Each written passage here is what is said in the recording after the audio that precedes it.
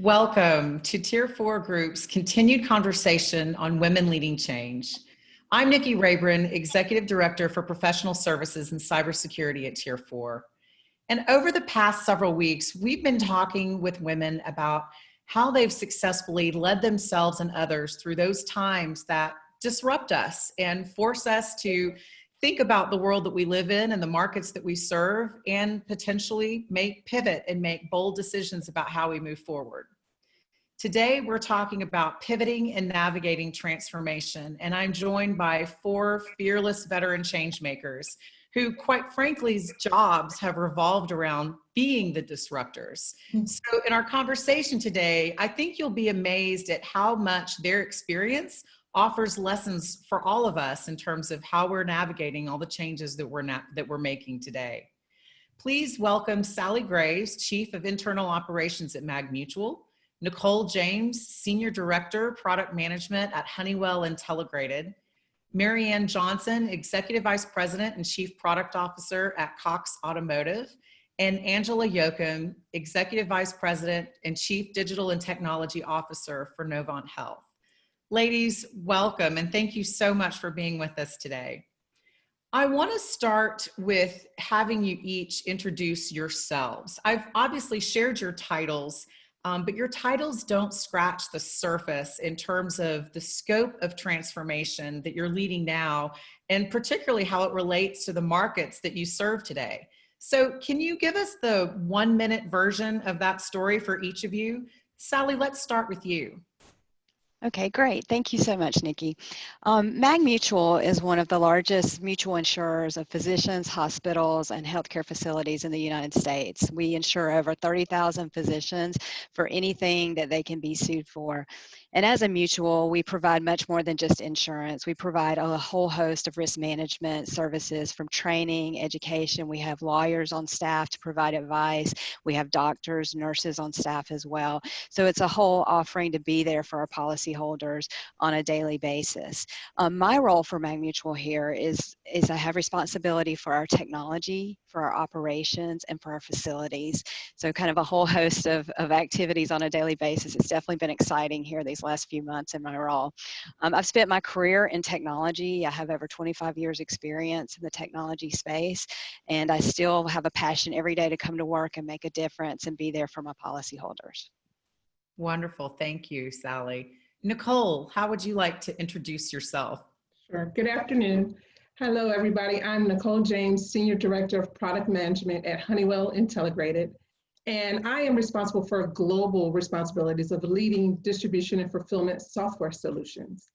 I lead a team of 45 dynamic and innovative individuals, and our goal is to create software solutions that provide end-to-end visibility and automate supply chain operations. Like Sally, I'm a 25-year vet in technology, software specifically.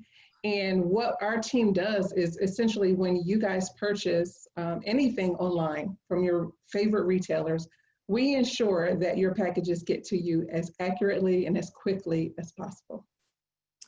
And in this land of COVID, I know that I have kept you very busy. Yes. All right. Thank you, Nicole. Marianne, why don't you introduce yourself? Happy to. So Marian Johnson, I'm the Chief Product Officer for Cox Automotive. We're an automotive solution company primarily in the software space. We also provide tech-enabled services. So to give you just a size of part of the Cox family, the automotive, we're roughly around $7.5 billion in revenue, privately held. And we serve both dealers, OEMs, lenders, fleet manufacturers, and direct-to-consumer. So you may have been on one of our properties like Auto Trader or Kelley Blue Book. Those are 2 of our marketplaces that you may have touched. And I lead all aspects of innovation from a product management perspective, software engineering, and all of our data science practices as well. So that gives you a little bit of flavor of that. Wholly in automotive, just the past 2 years, 30 plus, how's that? 30 plus years in the product and technology space, primarily in financial services. So happy to be here. Thanks, Nikki, for adding me. Oh, we're happy to have you. And last but certainly not least, my dear friend, Angela Yoakum. Angela, please introduce yourself. Thanks, Nikki. It's great to be here. I am as you mentioned, a member of the executive team at Novant Health. For those of you who aren't familiar with Novant Health, we are a large integrated healthcare system in the southeastern United States. We are about $6 billion in revenue. We have about 30,000 team members, 15 hospitals, and at any given point, around 700 clinics and physician centers and outpatient centers and the like. My responsibility is, of course, not just the traditional technology, looking after the traditional technology estate and capabilities, which of course includes not only the functional areas, but all of the patient-facing capabilities and data and cyber and all the rest of it, but also clinical informatics, all the things that you see in the hospitals and the clinics, and a couple of lines of business. So all digital health is part of my responsibility, as well as all of our health technology health services. And my background includes technology leadership roles and business transformation roles across a variety of industries. In fact, I think I was in banking when I met Nikki 1,000 years ago, and subsequently, of course, prior to and then subsequently have not only spent time in banking, but also logistics and high tech and big pharma, retail. And, there are so many things related to business transformation that carry between industries. And there are many things that absolutely do not. And so, I'm really looking forward to this conversation because the folks on this call today have such a variety of experiences, and hearing how the transformation is underway in each one of your industries is one of the most interesting things for me about being on the with you today is learning. So it's a never-ending world, a never-ending change in this world, is it? Well, that's a great segue into our first question. And it is true. It is true. You each have such different things happening in your respective industries. And I will foretell that I think that as different as things are sometimes, I think the leadership approaches are interestingly similar and certainly build on one another. So I want to start by talking about the nature of transformation itself, as I think that's really going to help us build on those lessons learned that we'll talk about later. And the first topic I want to cover is really around culture. And I know you each have your own story about the culture of, driving change within your organizations. One of the things that we talked about ahead of this webinar was the notion that we all shudder a little bit. We kind of get the heebie-jeebies when we think about one particular department being responsible for transformation, or, even having one individual that is responsible. And all of you have done some amazing things with kind of being inclusive and getting entire organizations and sometimes even customers behind the transformation effort. So Marianne, I wanted to start with you in Cox Automotive because you removed a lot of the organizational barriers that sometimes get in the way of transformation. At the very same time, you were putting a really powerful microscope on everything about your business. Can you share the details of that and how that unleashed your teams to do some pretty extraordinary things? Yeah, happy to, and I'll try to be pithy because it's a big story. But yeah, I joined Cox about 2 years ago, almost really to this month. And Cox Automotive is an amalgamation of 23 different companies, a lot of acquisitions. And the company had been on a journey to try to run like an enterprise to bring the promise of what one Cox Automotive meant to our different market segments. And so in joining that, one of the very first things that I recognized is that we had to define what that meant to be one Cox Automotive, especially from a software engineering and product organization perspective. And we really anchored on having a lens from an outside in lens. And a lot of companies don't even realize they're not doing that. And so we really had to define what that looked like, put the client at the center of everything that we were doing, and really get into the brass tacks of doing client journey mapping and all of the things that went with that. Culture was a big thing. Cox has an amazing culture, probably one of the best cultures of any company I've ever had the pleasure to work for. But you still have cultures within cultures, and you have, functional cultures. And we had to go in and say, what did we want to be known for? And we had to unlock growth. And we had to do that in an efficiency type play. So I really anchored on our role was to do three things. We were to drive growth and shape our market, and we were to protect the franchise, and we were to drive efficiencies. And we anchored on what did that look like. So we focused on people with a, I would go back and say a mission and principles that everybody could personalize and internalize and really say, what does this mean to me? And how does my job link back to the mission and principles? And I'll share just a brief view of those. And then we had everybody across our group, which was close to 3,700 individuals, to personalize that in a video of what it meant to them and how their role tied back. So people is shaping extraordinary individuals into high-performing teams, focused, invest in high-impact initiatives for our clients and for Cox Automotive, innovation, deliver groundbreaking and differentiated solutions, commitment, release high-quality product on time, on budget. That on time, on budget was important because I don't know that we actually had the reputation of delivering on time and on budget. And just because you're running agile doesn't mean you don't have to be on time and on budget. And then, it was alignment with our strategy and our Cox Automotive internal customers, and communication. Be real about our challenges and celebrate our successes. So I'll give you one more piece because I want to be able for you to pivot. One of the things we had to do, two things we had to do. We had to do an assessment of kind of where we were. And when you have 23 different companies, different levels of maturity, different levels of culture and process discipline, we had to go in and say, where are we? And so we did an assessment across our engineering maturity. We did a tech platform, was an enabler or as an inhibitor. We did a risk assessment. We did a product fit for market, and we did a product team maturity. And then we aligned that to our investment posture, whether something was an invest platform or a pet. We didn't ever call it a dog. We may have called it a pet. We aligned it against that, and it became very clear from a heat map perspective based on those maturity assessments and our investment where we needed to go focus, so that you weren't trying to fix everything at once and really not make traction. So that really gave us a roadmap.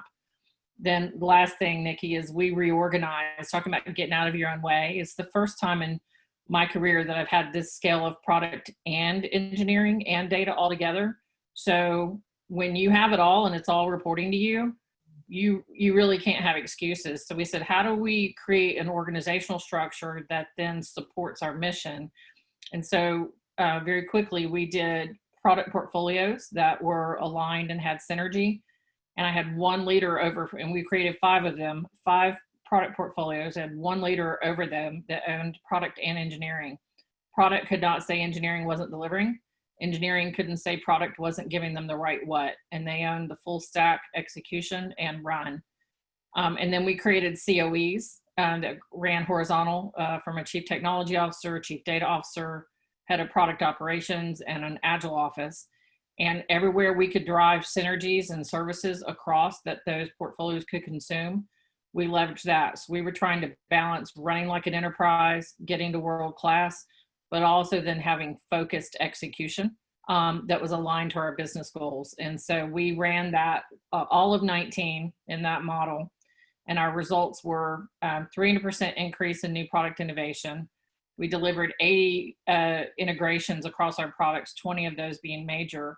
And every metric moved meaningfully, whether it was risk or throughput or quality, reduced mean time to repair and incidents, everything moved. And then 2020 was set up to be the best year ever, and then COVID hit.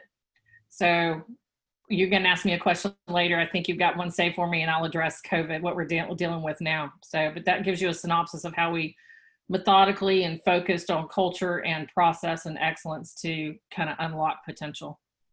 Yeah, it's a great story, and we will follow back up on that. And I should offer this following disclaimer to everyone in our audience. Honestly, I could spend 45 minutes with each one of these women, and I know we're probably going to leave you with more questions than you will find answers, but certainly what we're trying to do is just inspire you with the variety to transformation. So, Angela, I want to shift gears now and talk about healthcare, because you said something really interesting the Institute for Innovation and Artificial Intelligence. And as you described it to me as a construct and a process rather than a department, that is infinitely fascinating. Can you share the details of that organization and how it works?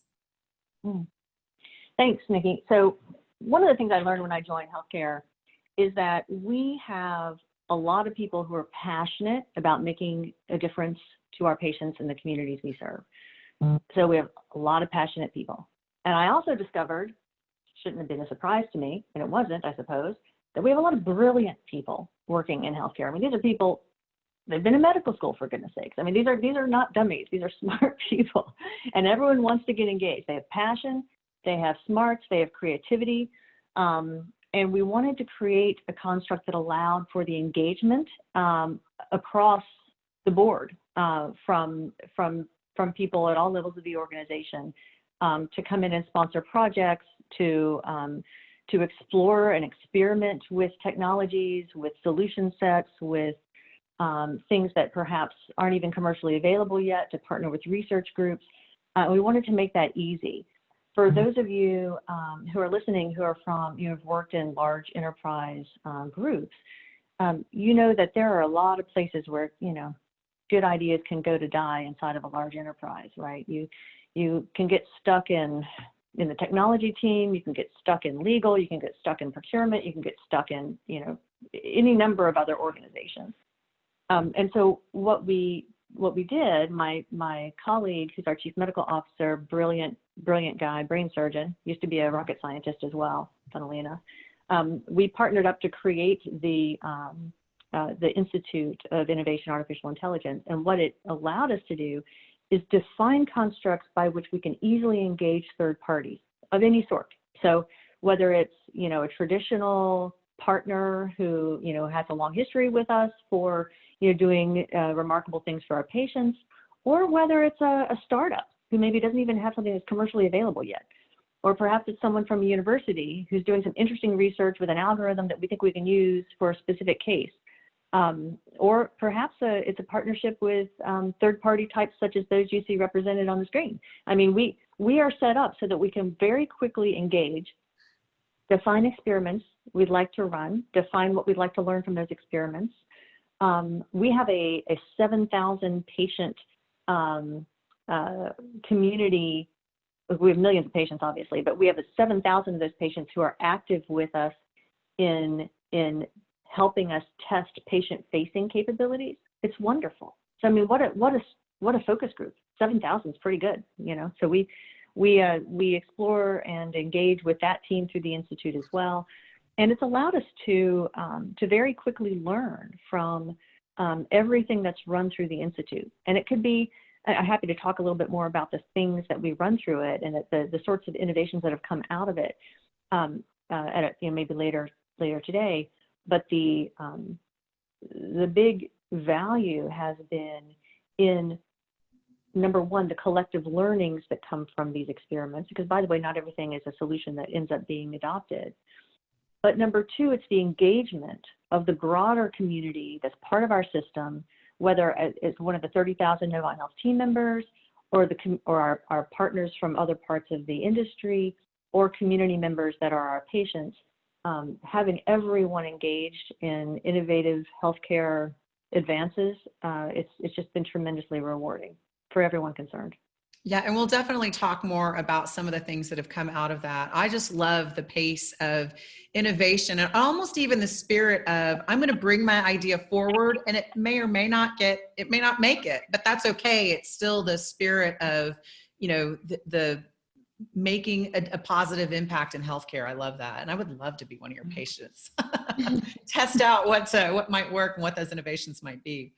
Nicole, I want to shift the conversation to your story around the discipline that you guys have around customer-led innovation. I think it's a phenomenal story of how you involve your customers in the process, maybe a little similar process to what Angela described as you guys bring new ideas to market. But can you describe, everything from the research that you do to stay ahead of the trends all the way through how you make sure that a customer is willing to buy before you bring something into the market? Right, yeah. Thanks, Nikki. So Honeywell acquired Intelligrated in 2016. So this venture out to software was new for Honeywell, right? So with that brought a whole new customer base. So Honeywell, all throughout all levels of Honeywell, it's very customer focused, right? So I engage at the leadership level probably on a weekly basis with our different verticals. So we're primarily focused in e-commerce and retail. And so we are constantly meeting with the leadership teams, the CIOs, the CTOs, and the VP of operations to understand strategically, where are you going as a business? We know like some of the key drivers in our industry are speed and growth. There are labor stabilization, connectivity, and urbanization, right? So what we're always focused on is how our customers are meeting or trying to meet the needs within those market drivers. And what are their growth projections? Where are they planning to grow from that perspective? Because I want to make sure that our software is able to meet their needs whenever they get there, right? So I also encourage all of my teams to meet with the distribution center managers and operators to understand on the ground what is needed from a reporting perspective, what is needed from alerts and notifications perspective, what is working, what is not working, what do you need to know ahead of time. So a lot of times our customers need to understand where there are delays, you know, what's going on, where's my stuff, right? Then we get that all the time, where's my stuff? So we have to have eyes and ears on everything, real time visibility to understand exactly where, you know, our packages are at any given time. In order to do that, and because the market is changing so quickly, we have to be with our customers on a weekly basis. And we take that input from them. And I like how Marianne said they do the client journey mapping. We do the same thing with our customers too. We sit down and we go through their journey mapping and understand their needs. And then we take all of that information and we look across all of our customer base and say, okay, what is best fit across the organizations, right? Where can we leverage and reuse and make this solution work for more than one customer? It's a funny story. When Honeywell acquired Intelligrated, they were doing everything as a project, a one-off. Every customer was a new installation, starting ideally from scratch, right? And we know like that's not a great way to scale, a great way to be flexible and get the product out the door. So we have now transformed ourselves into a product-based, customer-centric organization, right? And so we are looking at ways to continually adapt our product strategy so that we can help our customers meet that demand on a continual basis. And it might mean for us that we have something planned for one quarter or a whole strategy defined. We may have to change that before we even enter the quarter. And I can't tell you, we're on our third strategy now, right, this year on how to successfully deal with COVID and anything else that comes up. So our customers are key to all of that we do. And so it's very refreshing to sit with them and understand their needs and work with them on the solutions. Well, and they probably love it because much like Angela's patients, right? They are a part of the creation of value. And I think most people want that and love that. Sally, I wanted to ask you if you could share the story of the creativity that you applied around the actuarial team in your organization. Because when I think about insurance, right, and you think insurance, it's in the same way, you know, how much does risk really change or innovate? It's not true. And I love what you did around pairing a group that may not have always been at the center of innovation and new ideas with a team that kind of got you guys there. Can you share that story with us? Sure, I'd be happy to, Nikki. It was definitely an exciting journey, and it goes back to some of the things that you guys have already said with the customer journey and thinking about that. We were looking at really going to market a different way with our product. Like you said, insurance is not the most exciting thing. And typically we like to talk in our jargon, not thinking about it from the lens of the customer. And so we were talking about, you know, you may buy 14 different coverages from us for things that you can be sued for, and you're going to get 14 different policies, and each policy is going to be 30 to 40 pages of legal jargon, and are you going to read it? And are you going to truly understand how you're covered and what your risks are?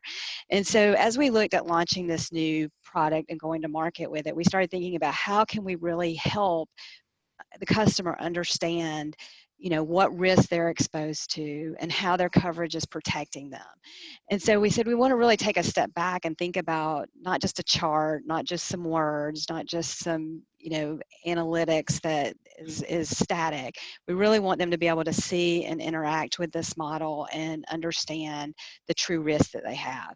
So as we looked at that, we said we've got to really think across our company of how we do that. And so we started talking to our actuarial team and thinking about they model all the risk and understand the exposures that our customers have. We started talking to underwriting and thinking about the coverages that they have. And so what we did is we created a very cross-functional team. We went out to the marketplace and worked with a provider that we had not worked with before. It was a design firm, and they worked mostly on gaming. They designed games, and they did a lot with Walt Disney World.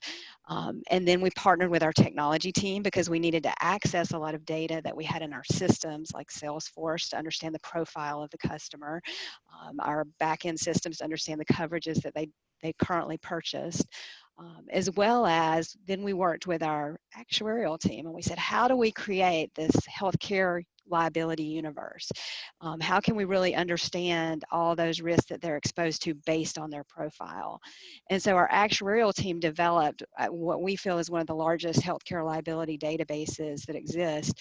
We took all of our almost 40 years of claims experience, modeled that into the database, as well as worked from external sources that we were able to pull in, and the actuaries were able to build that. They were also able to build an R model that matched that profile to those losses. So we were able to actually create an interactive simulation. So we can go in and meet with a client. We can show them their coverage that they have. If they're not a current customer, we can still model what they currently purchase. And then we can go in and actually simulate the losses they're exposed to based on the specialty that they have, where they're practicing, where their healthcare facility may be located, different factors that play into the risk that they have. And that way they can actually click on those risks during the model and see what it is. So it'll bring up a description of the loss that they're looking at, which really makes it real to them. Like you can see, hey, you're exposed to this much loss with this much exposure from a dollar perspective. And that can say, okay, yeah, maybe that would happen to me, maybe it wouldn't. But when you see that description and you see that it's a patient that had a heart attack on the table because they were on some type of medication, they can relate to that. And they know, okay, yes, that could happen.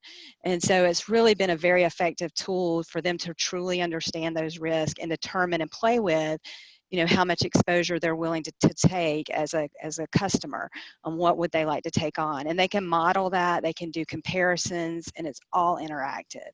And if we had taken the traditional approach to that project, we would have never come up with the solution that we did. But by working across the whole organization with our underwriting, with our actuaries, with the technology team, and then going to some innovative groups outside that we didn't typically work with, we really came up with something that I think is changing the way we're interacting with our clients and changing the way we're able to take that product to market from their perspective, the way they need to see it, the way they want to understand it, not the typical way an insurance company talks.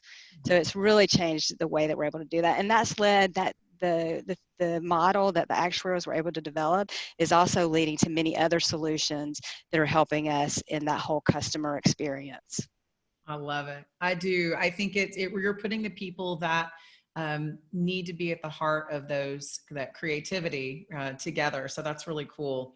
Let's shift and talk about transformation today, right? In terms of all things are happening so quickly. We've all mentioned it. And Angela and Nicole, you are both in situations where you literally had to pivot and, you know, bring some things that you weren't focused on and kind of bring them forward. Angela, I wanted you to start by talking about two things. Obviously, there's a digital health story, and you mentioned, you know, it may not have been new to you, but it was probably new to some of the physicians that were suddenly in a position where they had to use it because of COVID. But you were also doing some really cool things from a logistics perspective, and I won't spoil it, but can you share both of those stories with us? Sure. Thanks, Nikki. So yeah, I mean, of course, we had a robust digital health capability. We've had some interesting partnerships that have emerged in digital health. So for example, we not only do we and have we, for a couple of years been able to offer, video visits and this on demand and that sort of thing. We actually offer specialty consults over video as well. I mean, there's all sorts of a broad range of virtual visit capabilities we've had. But we've layered on top of that the ability to, with a device that we sell, or you can buy it at Best Buy or whatever, we can take all of a patient's vitals remotely. So for those of you who, as an example, have had children with ear infections, imagine yourself 10:30 at night, child's crying, you think to yourself, oh, little Johnny has another ear infection. It's the 6th one this year. I know it's an ear infection, but I have to take him into the doctor so that the doctor can look in the ear to get it diagnosed. Then, I'm going to take off work. Oh, who's going to take off work? Is it their spouse? Is it you? Who's going to do it? Anyway, with this capability, at that moment in time, you can immediately have an on-demand visit with a remote practitioner or physician. It could be an advanced practitioner. Or you could do it asynchronously and have it immediately diagnosed as an ear infection, because we look in your ear, we look in your eyes, down your throat, take your temperature, listen to your heartbeat, listen to your lungs, take your blood pressure with another extension that we have. There are all these sorts of things you can do at home, immediately get the diagnosis, and then, someone calls in the prescription around the corner, and by 11, your child has a medicine for the ear infection. That's a completely different level of remote care that's now possible through the incorporation of advanced technology into what we offer. So this is what we already had. In the case of, what happened with the pandemic, obviously we don't want people coming in, well, we do now because we've opened back up and we've had a chance to take a breath and figure out how we can do this safely. But, our immediate reaction was close the clinics. Let's not have people coming in for an ear infection because we don't know if they're going to catch COVID while they're there. We've now sorted that, by the way. That's no longer a threat. But because of the processes that we put into place and the screening and all the rest of it. But at the time, we just flipped everything to virtual immediately. And so we trained 2,000 physicians overnight. Well, I think it took a day and a half. But, we immediately started seeing a tremendous adoption to the point where all of our virtual visit types, all the different types we offer, totaled between 10 and 15,000 a day that we were, whereas before we might have 100, couple hundred a day. Now we're, 10 to 15,000 a day. And that allowed us to keep our communities safe at a time when they otherwise, might have foregone. They might have not seen a physician when they needed to see one. So that was very gratifying. And that's an example of a company planning for a future that they anticipated, but being ready to flex with the future that ended up showing up. So that's one type of innovation that we have been able to do I think very well. On the other end of the spectrum, and I think we're doing this well too, but it's a very different type of thing. We also recognize that in a pandemic, and this is going to drag for a little while, as I'm sure you all anticipate, it's reasonable to expect that, heaven forbid, if we experience a surge in any of the areas that we serve, it is reasonable to expect that we'll need to be very precise in how we distribute clinical supplies, PPE, vaccines, if ever that's something we can do, primarily responsive to how we can distribute those things, especially since there will be high demand. It'll be broadly location-based, and it will be needed immediately.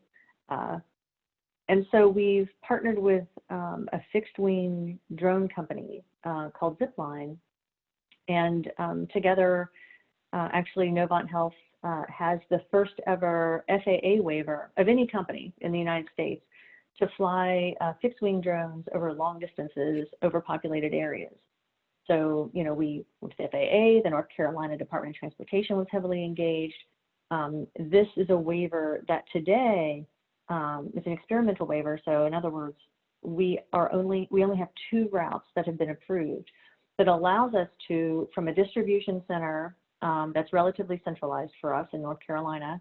We can fly right now just 1-2 routes to 30 miles to another location where the drone drops clinical supplies and then flies back to the distribution center. We are hosting that with our partners. Another partner that came into play is Stewart-Haas Racing. So for those of you who are fans of NASCAR or Formula One, you know Stewart-Haas, and they've been amazing for us. They not only are hosting our nest for the launch and catch of these drones, but they also incidentally made some gorgeous ICU carts for us to take care of the surge, in the case where we have, field hospitals and so on. We are kitted out. I mean, these guys built high quality things for us. I used to joke that the ICU carts can go 0 to 60 in 3 seconds, so because they're on their own wheels. Anyway, but it's been a great partnership, and it's just another example of, you see these highly unconventional partnerships, which, before COVID, we certainly engaged in these sorts of partnerships, but we had a little bit more, we could take our time with some of them and really, stretch things out a little bit more. But because those constructs already existed, once the emergency came, we could speed it up, because there was no question of how do we work together? How do we get the agreements in place? How do we manage the risk throughout this?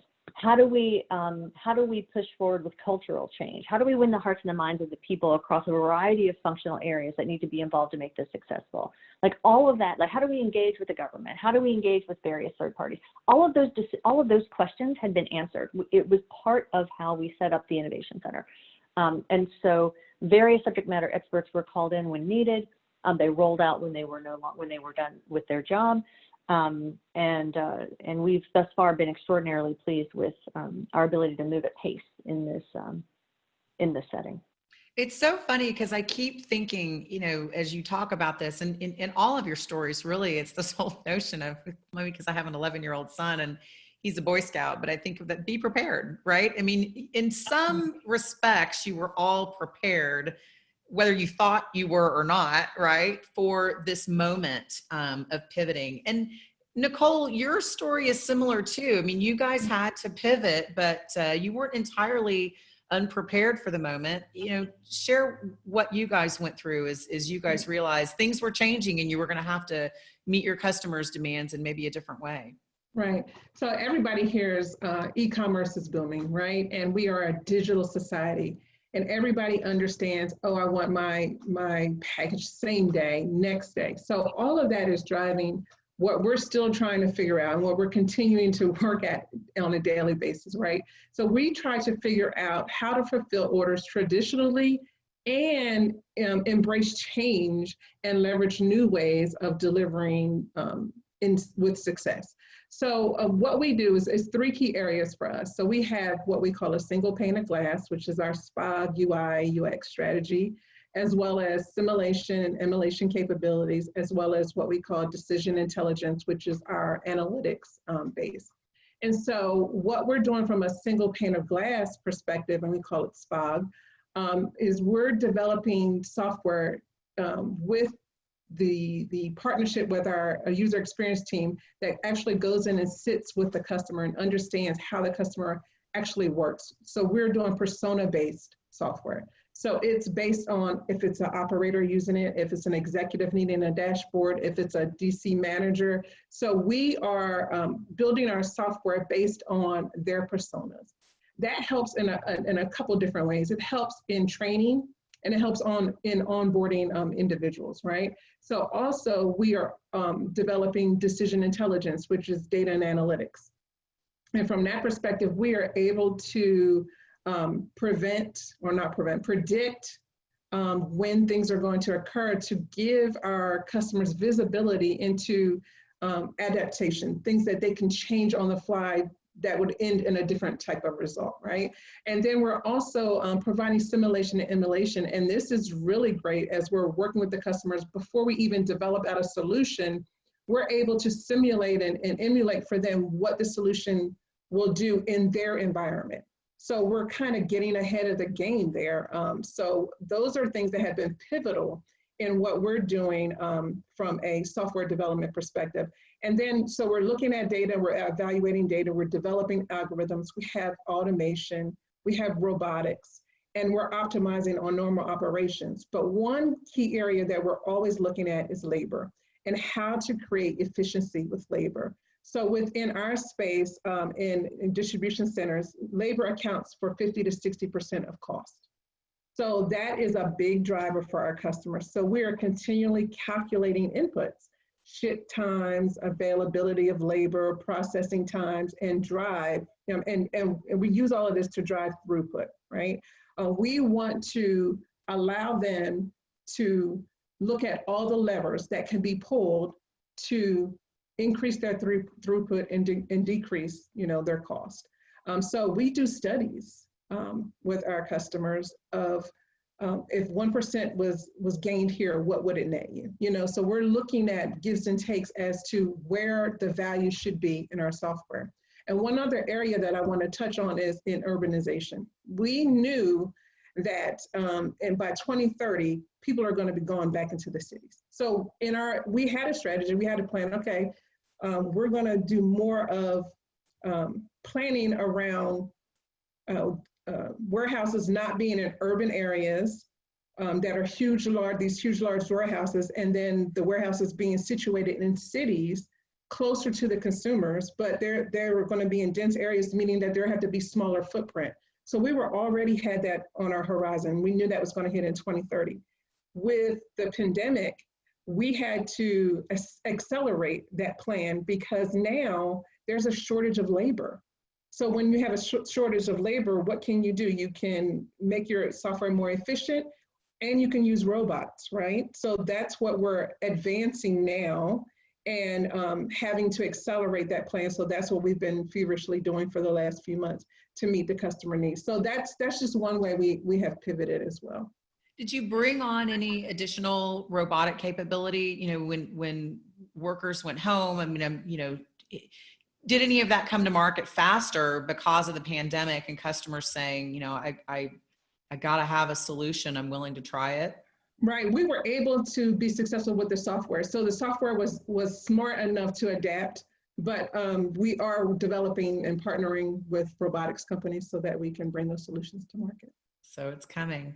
Yeah. Marian, I want to ask you a question. I mean, you and I talked a little bit about it, but it's probably kind of a burning question as you tell the story about this phenomenal 2019 that you had, and then COVID hit, and you've done so much transformation as a company with product and team and culture and all of that. When something like this happens, how do you maintain some of that momentum? Right? Because 2019 was all about momentum. And then, you guys just had to, furlough workers, and you're talking about products that you may not continue with out of necessity, and there's a lot of transformation happening, not necessarily in the pleasant way. So what are your thoughts on how you maintain some of the momentum and keep people focused on the future? Yeah, just to set the scene from an automotive perspective, and many of you, unless you're in a certain maybe credit score, and we're looking at the amazing deals that were coming out from manufacturers, we had probably half of our business kind of basically shut down for a period of time because we move cars. We tech enabled, digitally enabled through AI and data, drive the real-time valuation of a vehicle and its full condition and price it and everything else. And we do that digitally, but you have to have we have physical footprints of Mannheim and our auctions, and literally we're shut down. And even you couldn't even move cars because you couldn't have people on site to even move them, even if you weren't running live auctions.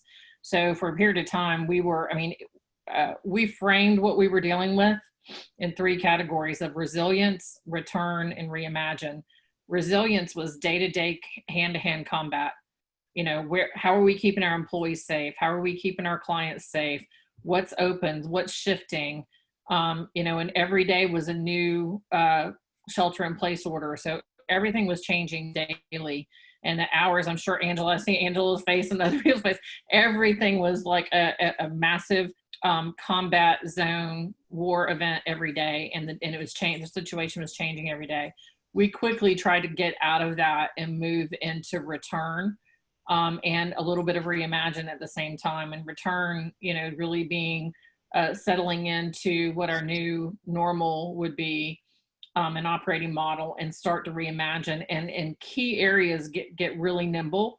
So helping push out things that maybe customers were resilient to change, where we had a lot of digital solutions, but we didn't have a lot of adoption. So there's nothing like a crisis to push adoption of something digital, you know, and nobody wants to go anywhere, right? So we saw massive movement in that front. We also pivoted really quickly to put out some really innovative things very fast around at-home services, to actually help dealers either pick up your car, deliver them back to you, sanitize it, and disinfect it. We put a product out there called Cleanse. We already had a mobile car clean process that we could clean your car in 7 minutes, but we also then added a disinfect process. So we moved mountains and used the Cox supply chain to be able to move really fast on that. So we saw some really innovative things. We couldn't install software, couldn't be on site with a dealer or a manufacturer. And so we quickly pivoted to figuring out a way to do that virtually. And we're still perfecting that, but we won't ever go back to installing software the way we were doing it before. So a lot of really powerful things, but one of the things we really focused on last year was future back thinking. And so and it's a model out there, Google it, but it's an amazing kind of view when you look at 3 to 5 years out and you look at what the trends or the potential trends are, and then you look back and start to innovate towards that so that you are directionally heading in the right direction. And then there's the basic building blocks we had previously around jobs to be done and design thinking, human-centered innovation, but really starting to think about the future back. So you don't know when you're going to have something like this hit. So yes, we did have to furlough. It was in the news. We furloughed over 12,000 employees. We are navigating through figuring out when you have something like this happen, you never let a good crisis go to waste. So you assess what you have. So, you know, if you had to shut everything down to run just a run model, what would you rehydrate? What really matters to rehydrate? Are there products or solutions that really should be sunset? We also really challenged all of our teams to look at things differently, because why not give permission? And this is kind of a leadership principle.